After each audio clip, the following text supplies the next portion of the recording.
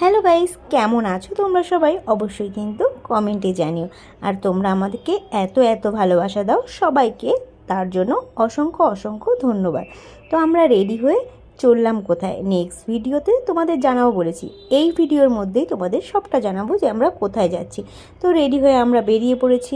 এবার বাড়ি থেকে বেরিয়ে আমরা যাচ্ছি কোথায়, কি সবটা চলো তোমাদের সঙ্গে শেয়ার করব।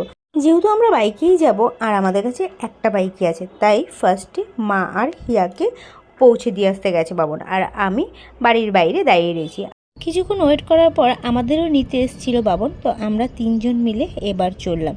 তোমাদের কাছে আমার একটা কোশ্চেন, তোমরা আমার কাছে কেমন ভিডিও দেখতে চাও অবশ্যই কিন্তু একটু কমেন্টে জানিও, তাহলে তোমাদের মন পছন্দের মতো ভিডিও করার আমি চেষ্টা করব।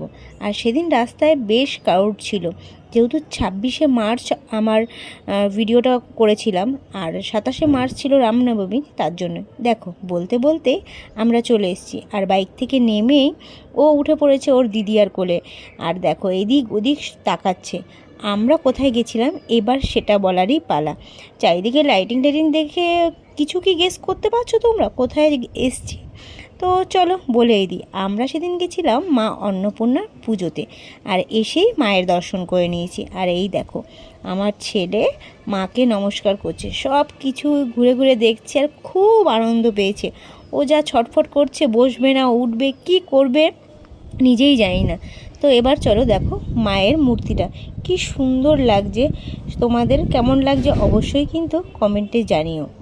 বলাই তো হয়নি কাদের বাড়ি এসেছি, এই যে যেই ভাইটা কথা বলছে এই ভাইদের বাড়িতেই এসেছি। প্রতি বছরই ওদের বাড়িতে অন্নপূর্ণা পুজো হয়, প্রতি বছরই আমাদের নেমন্তন্ন থাকে। আর ও দেখো কাকাইকে দেখে ও কি আনন্দ পেয়েছে, আর ফার্স্ট টাইমই কিন্তু ওর কাকাইয়ের সঙ্গে ওর দেখা হলো। আর ওদের বাড়িতে অন্নপূর্ণা পুজোয় এত ভিড় হয় কি বলবো, মানে আমাদের সারা চাকদাই মনে হয় নেমন্তন্ন থাকে, 3-4 জায়গায় খাওয়ানোর ব্যবস্থা, তারপরেও প্রচুর ভিড়। তারপরে মায়ের